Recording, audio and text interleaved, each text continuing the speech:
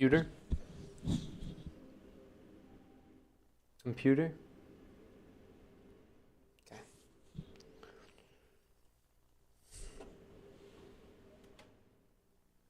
And turn this up just a little bit.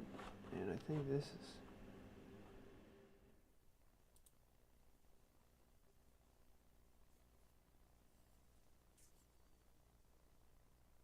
Okay.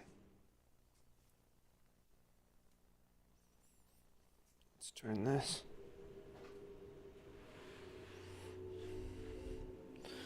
Turn this on here. Make sure I don't... Alright. Let's start this up now.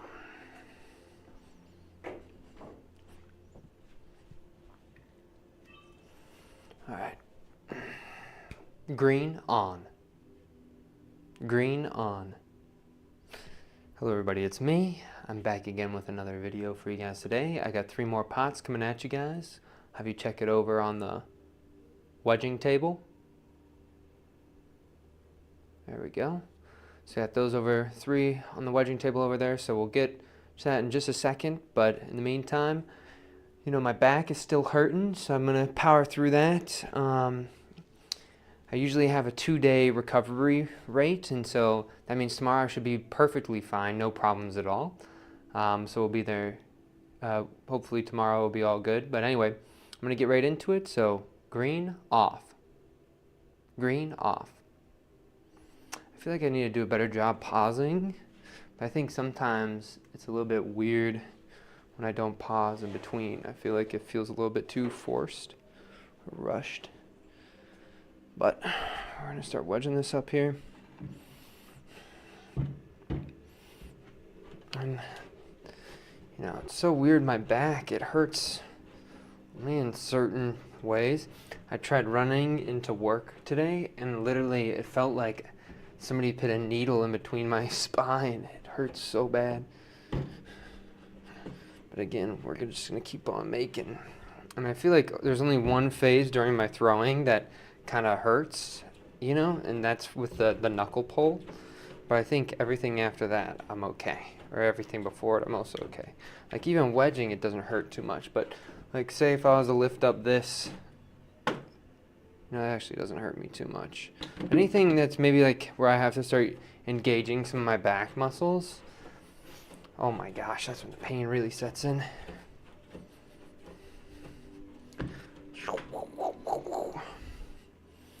I'm actually missing, you know, it's kind of sad, but I'm missing basketball tonight. So, you know, I know a lot of people who are graduating, right? And tonight's the last night that they're going to be able to play basketball. So just pretty sad that I won't be able to do that with them. But, you know, what are you going to do? You know, that's kind of how life goes sometimes. But, yeah. Oh, my gosh, there's so many people. Somebody said, whoa, what the F? Little guy. Oh, yeah, mini-me. Isn't that kind of cool?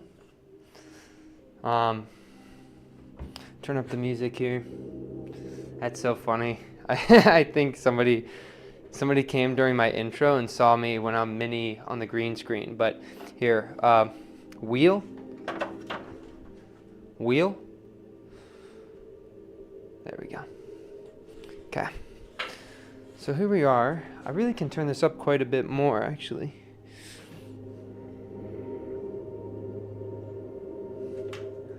Also, if you're curious about what we're listening to today, it's from a game I love to play, our series, the Dark Souls series, but this is from, I think, Demon Souls, the character selection screen, which, man, does this stuff sound kind of spooky, but I feel like there's an interesting energy, you know? But here we go. That's so funny. Oops, my account got deleted. There's this person. That's so funny. SLM, I don't know what that means. Bring this up. Maybe that's slang for something.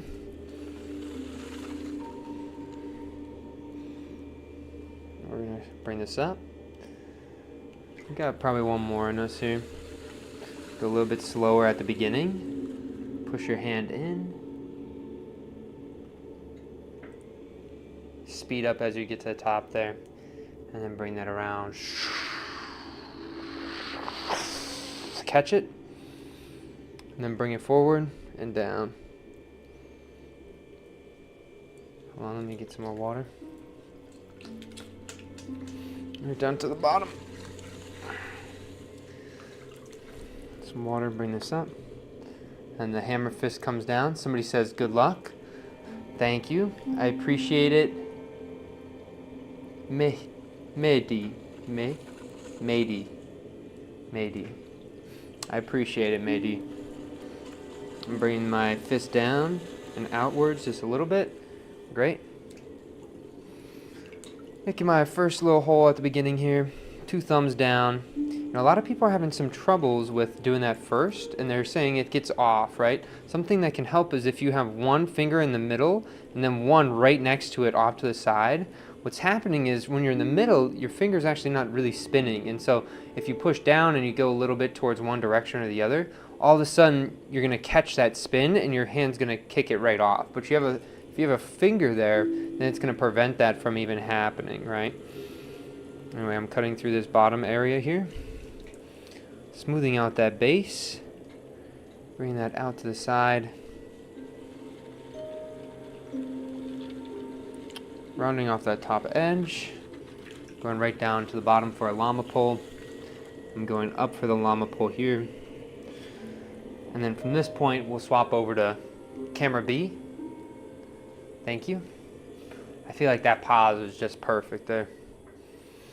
Okay, knuckle right on the inside here.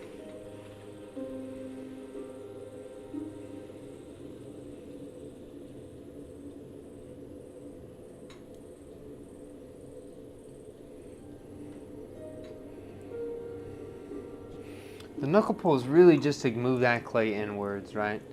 We don't need to do anything too crazy there. Just move it inwards just a little bit. Fingers again right at the bottom. I'm going to push this clay up into those 2 fingers there. Bring this up.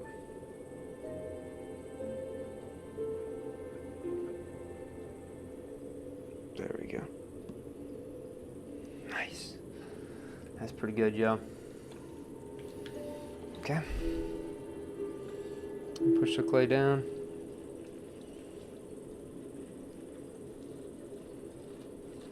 Look at that. We actually have one more pull in here though, so we'll do that quick. There's not a lot of clay here, by the way, but this base,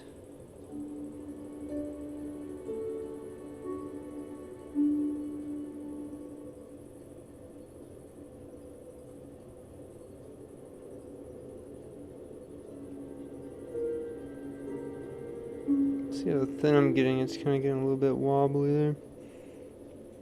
So we're finishing off the pole.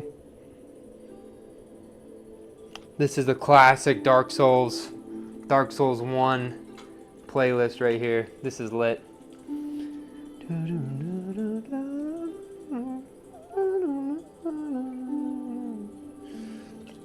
Oh man, I feel like this is actually nostalgic to me. Like, it's weird because I don't think I really put that many hours into the Dark Souls series as a whole,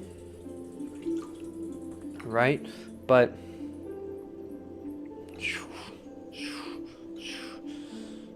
it's the one I probably will remember the most. Bring this out, bring this out. So these, oh man, this is gonna get, it's way too thin, so you can kind of see how it's twisting up right here. So we're not going to mess with it too much. We're going to wipe our hands off right now. And we're actually going to try to force the twist here a little bit more. If we can get that really nice and tight, you know, and then maybe we can do something on the top after that.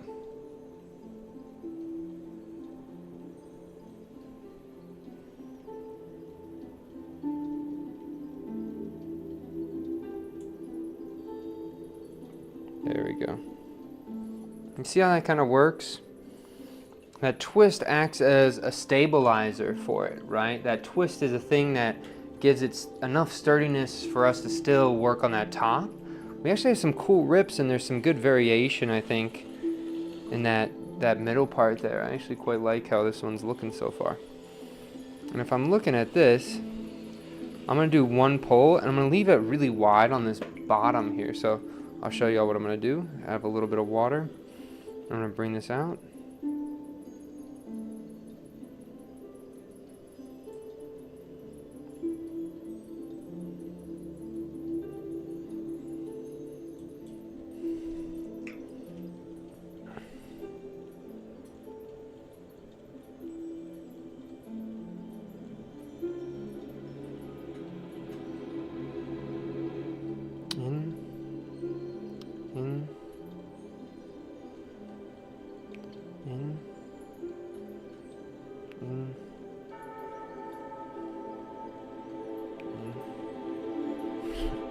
I feel like I actually kind of messed it up. I don't even know where I went wrong though. Huh. What are we gonna do? Maybe curl these out.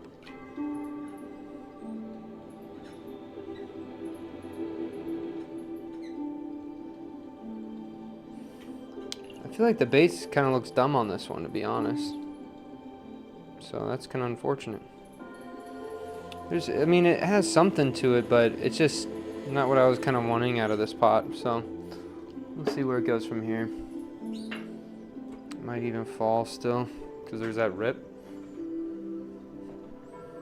So there's number one done. Get ready for number two. Camera A.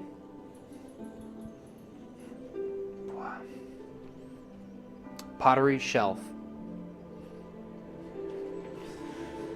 All right. A little bit of water again. Slowly pull that off.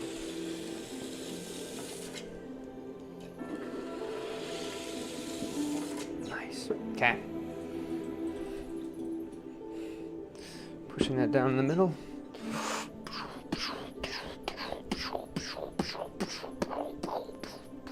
Okay. Hand right at the bottom edge here. Pull this up ever so slightly. And then push that in. Nice. Okay. Again, right to the bottom. Right to that edge. Curl that up. Right into the hand. And up.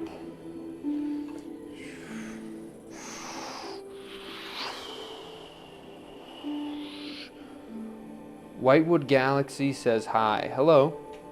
I hope you're doing well. Push that down. And bring that up just a little bit more. Just once. And go down. A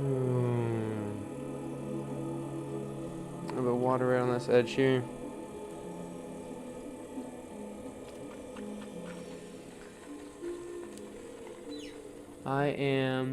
How are you? I'm doing well. Thank you for asking. My back hurts quite a lot, so I'm kind of dealing with some back pain right now. I was playing ultimate frisbee, just tossing a frisbee, and I think I just, exerted my body. My legs were going one way where my body was going the other way, so I think I kind of messed up my spine a little bit, but it only hurts in some positions, so I'll be fine, Mine does too. I was training your dog. Is it a puppy? I feel like a lot of times, like puppies, you have to like bend down and stuff too, and dogs just have a lot of energy, so maybe that as well.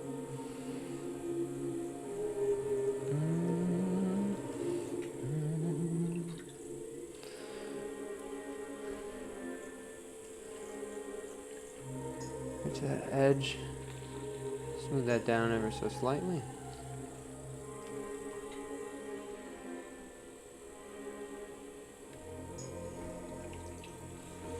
Bring this up. 2 years old. He needs obedience training.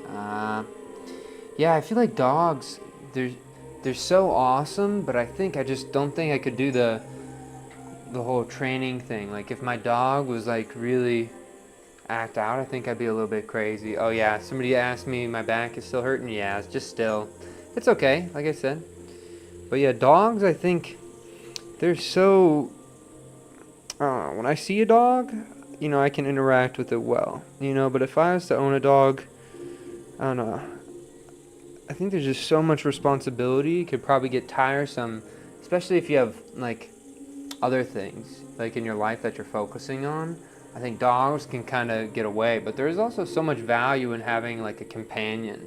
So it'll be interesting to see, you know, how you feel about the dog after the obedience training, I guess. Maybe that whole entire, I mean, I guess I don't really know how you think about animals. I had bugs for a little bit. Like what's it called? Like the roly-polies, the isopods. I had isopods for a little bit. And that was kind of cool. Australian Shepherd. Whoa, is that kind of like a collie or something? Interesting. I wonder if a shepherd dog, I think, are the ones that run around you quite often, right? So probably a lot of high energy.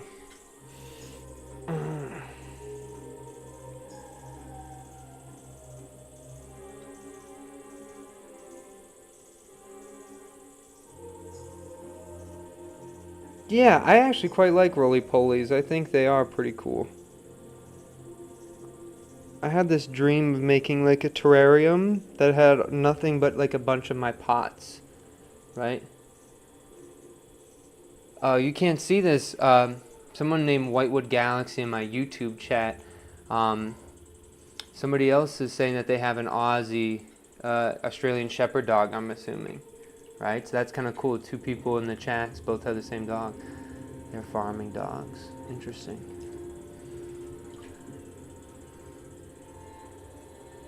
Alright. Some of that water out of the inside there.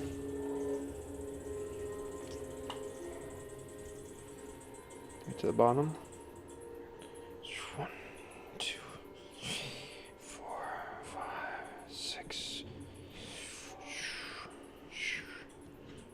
I'm gonna leave some more height on this top, right? You can pump that up there a little bit.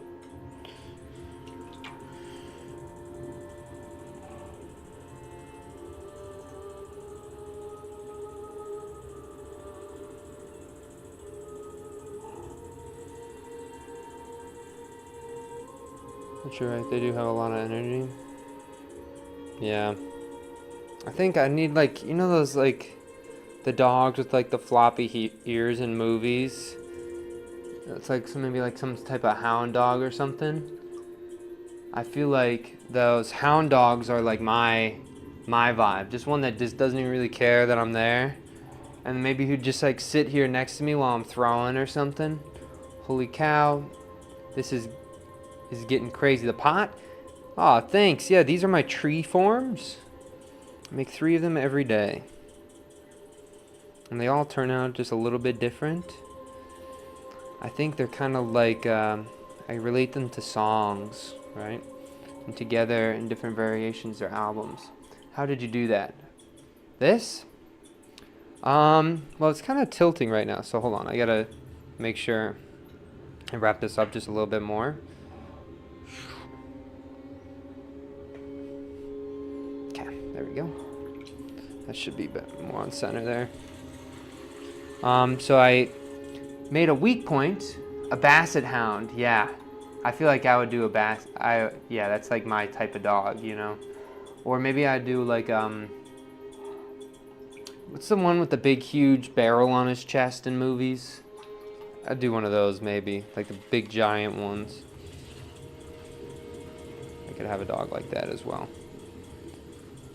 But yeah, I created weak points, and I am as I'm pushing out on the top, it's creating tension on that top, and so it's wanting to collapse in the direction where there's weak points, right? And so they'll usually collapse and twist up like that. I think they're kind of cool. I call these the veins of the tree, right? And so they're pretty fun to make. Like I said, there's a bunch of them. All the ones that you see in the background. A Saint Bernard. Yeah, I do a Saint Bernard. That's so interesting.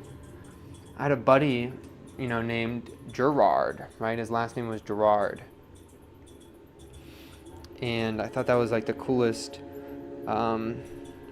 Wait, did he have a Saint Bernard? I think he might have owned one, actually. Interesting. The Gerards owned a Bernard. I actually think they did own a big dog like that. I can't really remember. I haven't talked to them for a long time.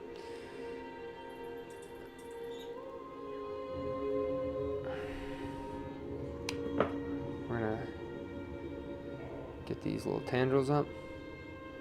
Pushing this in. Scaling these up the side.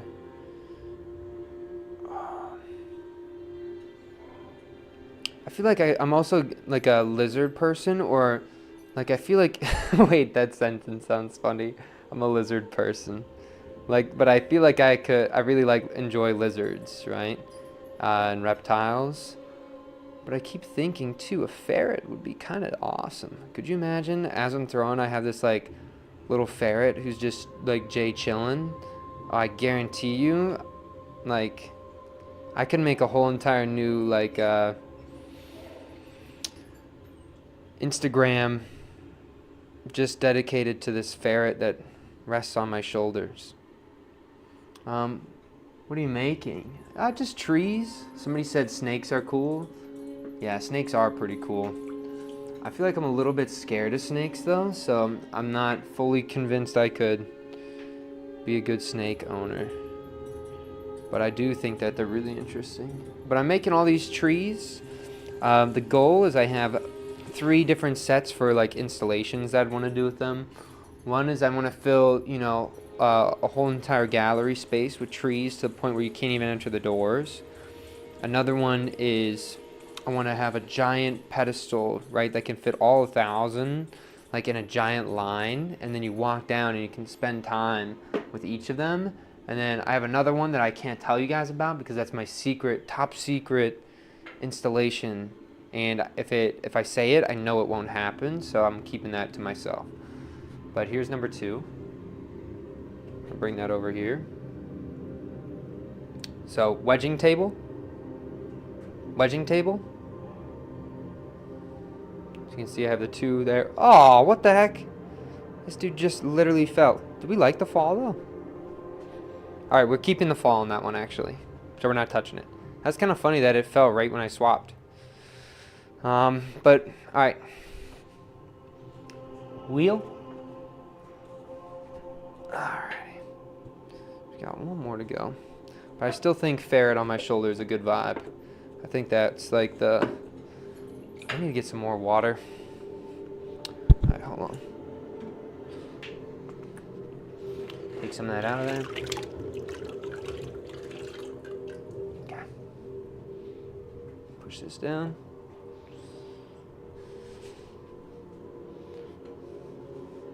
Yeah, but that's what I'm making. I'm making the trees for that right now.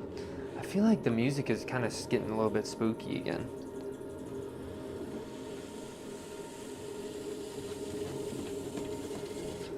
Okay, anyway. Boom. Push this down. Oh, I wish you... when I show you guys that at the ending, I'm going to show you the inside. The inside of this one looks really... has like a crazy vortex, so... Right here, I'm pushing this one in this hand. I'm going up. Getting right to the bottom.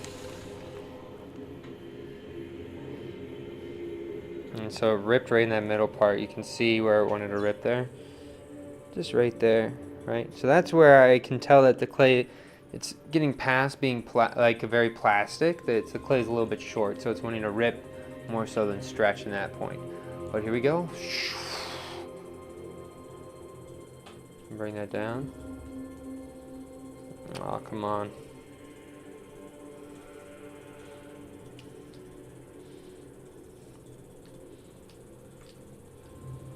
And right down, and then we're going to swap our hand, get a little bit of water as we go down here. Then we bring that down and then up.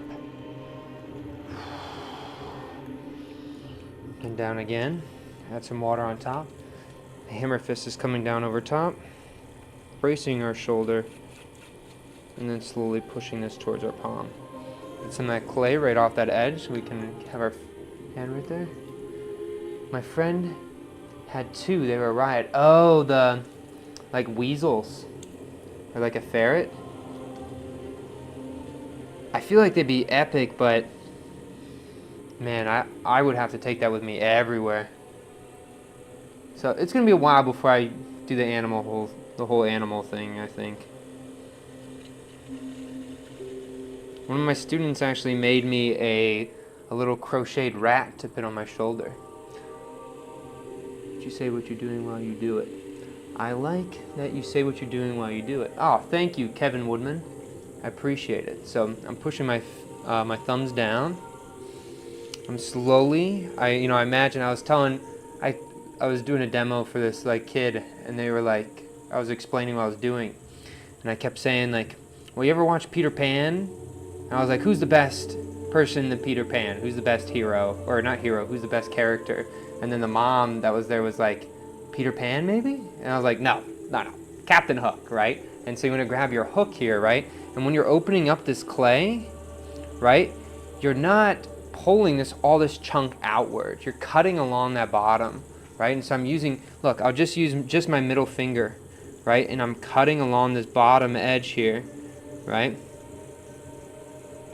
And just with one finger, right, look, I opened up so much of that clay using that finger as a cutting tool, right?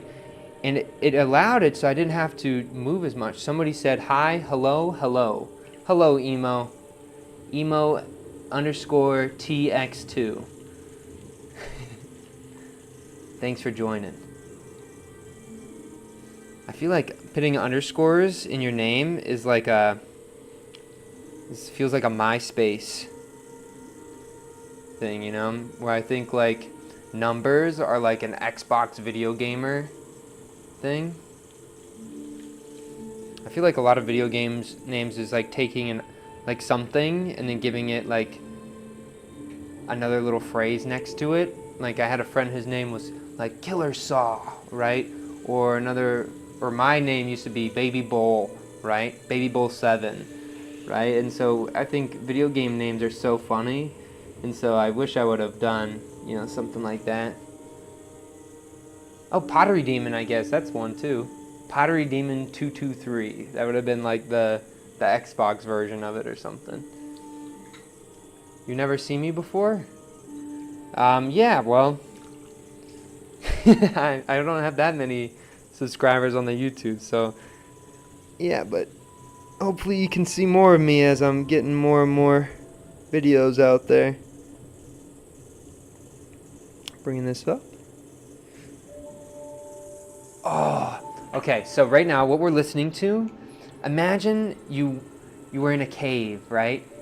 And this is a song from Dark Souls 2, right? So imagine you're in a cave and you just went through like a tutorial area, and it was in a just dark cave. You had to battle a couple of these like zombie looking things, and this giant ogre was trying to eat you for a little bit, and you talked to these ladies. There's like 3 witches in this like room, and this is where you get to decide your character, and like they're like cooking soup or something, and then right when you walk through this cave, you get greeted by this sound, right? And then you see the light of the day for the first time, and you're on a peninsula, right? And when you look out over the waves, you see like a bonfire, and bonfires in this game are like a resting point, right? It's peace, right? It resets everything. It's a peace, right? So you see your peace down there, and you see like a little shack in a pillar and that great sunset. While you're walking down there, this is what you're greeted to. This is that music. Such a great vibe. Do you play D&D? No, I did play once before. That's so funny. So first somebody asked me how many subscribers I have. I think on my YouTube I have 5,400 and something. And then on my Instagram I have like 1,700 right now. But that does, I mean, stuff. I realize that I don't really care about like numbers at all. I care more about like making. First, I care about making good contact or content, and then having good contact with the people who follow me. I think those are important things. But break break down baby bowl. Oh, a baby bowl, like Bull. Like when I was a kid, it's okay. But when I was a kid, I played football, right? And my coach, I was the biggest kid at that time. Like I had to weigh without any of my gear on and stuff, so I could make weight. And so I was a pretty big kid, and I think they called me Baby Bull because I had like a lot of anger issues as a kid, and so when you upset me, I would see red, you know. And I always thought that was kind of funny, so I made that my Xbox name because I think my dad got me one. But should I get on YouTube? If you want. I mean, it's up to you. I mean, I'm streaming to both, so it doesn't really matter which platform you're on. I'm streaming to both my YouTube and my Instagram. But that's kind of the name behind Baby Bowl. And then, have I ever played D&D? The name on my Instagram is Pike Randall when you look at my biography, right? That's not my real name. It's actually like a D&D character that we'll just add the spiral all the way up the side of the pot here. It's actually a D&D character I made because my friends convinced me to play D&D, and I was like, fine, whatever. And I made a D&D character who made... somebody said they have to go. Hey, but thanks Emo for joining. I really appreciate it. It was cool getting to talk with you. Hope to see you again. But the D&D thing, yeah. So Pike Randall was a potter in D&D who would imbue pots with like runes and throw them. And I had like a little throwing axe, so I was like doubling in on the throwing skill. And then I was kind of bored.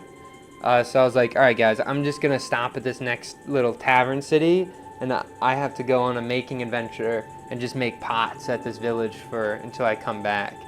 And then I never came back, and then that whole thing died. So now my Pike Randall dude is stuck eternally making pots somewhere in a D&D world, right?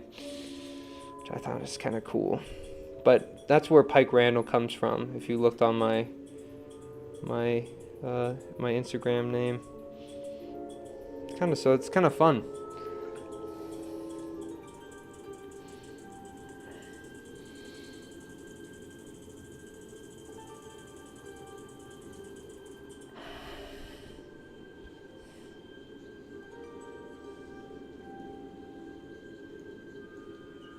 There we go.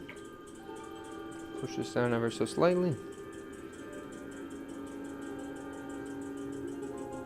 Smooth this out just a little bit.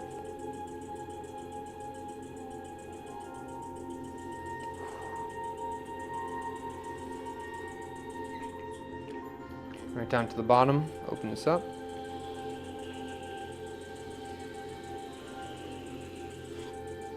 Yeah, I thought it was kind of fun, you know? I don't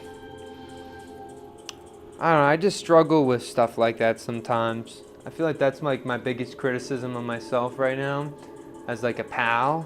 I'm so devoted to this pottery thing. Without a second look, I'll sacrifice like a social event or endeavor with pals, you know? And some would say, you know, like that's not healthy or that's not good, you shouldn't do that. But for me, it's just so important for me to do this. And I think my real friends, they know how important it is to me and they support me, you know? So, that was kind of a sad answer. This one's kind of collapsing pretty weird, so let's hurry up and get a cut here. Actually, let's just do one mega cut.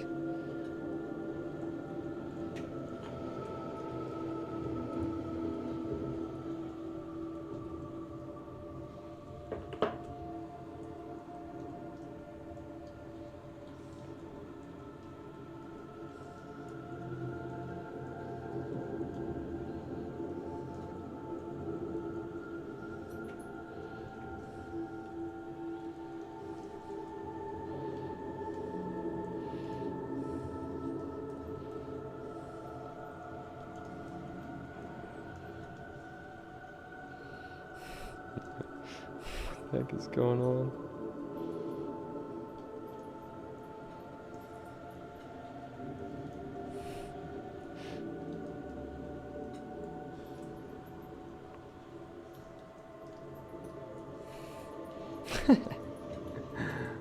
I have this really long one that's so funny.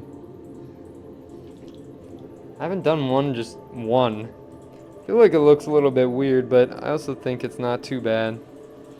I think I should spin it the other way when I do that, so that's going against the natural spin of the pot. I think that'd be kind of cool. Yeah, don't worry. I'm always friendly. I see a lot of people at work, so I never really. I still talk with people. You know what I mean? It's good to talk with people. I think you actually learn quite a bit from interacting with other humans, right? I think like a lot of the work that I make, comes from, I think, in being inspired by some of my students quite often, right? But look at the inside of this one. I think that looks crazy. Can we get a good light there, or is that kind of hard to see? Maybe not. I can't really tell from this angle. I have that right up here. We'll have the most normal one right on this edge here. It matches the music. It's kind of really sad. Oh, you can see where it fell. That's actually epic that you can see it from this top side. I'm going to leave it just like that as we go over here and we talk about the pots. Green on. As you can see, today we have a fallen soldier. And you can check in the top, and you can also see that in fact he has fallen. But is he useless? Does he not get to survive? I'd like to think not. And that is why, as you can see, there is beautiful aspects of those fallen pots. When you look on the inside and you see that vortex, there's something there, right? Not every single pot that falls is kept, right? But sometimes that fall can add to the conversation with some of the other pots that I have here, right? And so, pottery shelf, and the ones up here as well. But there's not too much else to say about the ones that are left. I really like the one on the top quite a bit. It's more basic, but it also has some nice little small elements to it.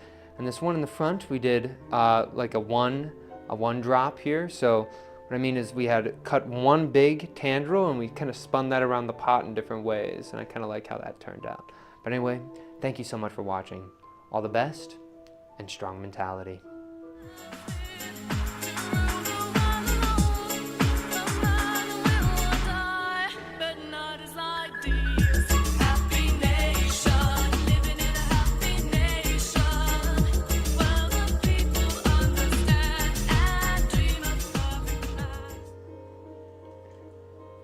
Somebody is laughing at my thing, right? Mika Seeley said sup. Why would Galaxy said these are cool. Thank you. I appreciate it. Oh. One day I hope that like I can inspire, maybe not just like potters, but just people to look at things a different way, right? Like these pots are not functional. Well, some of them actually could be functional if you want it, but they're not intended to be functional for any purpose, right? And I feel like they're destroying a lot of the general conventions and ways that people think about the process of ceramics. And I think it's important to challenge those and not like an act of words, right? An exchange of just words and ideas, right? But actually through an exchange of making and producing, right? Like produce the results going against the idea instead of just talking about the ideas against the idea. But anyway, I'll leave you guys with that sort of little tidbit to chew on there. But thanks again for watching, guys. I really do appreciate it. I'll see you guys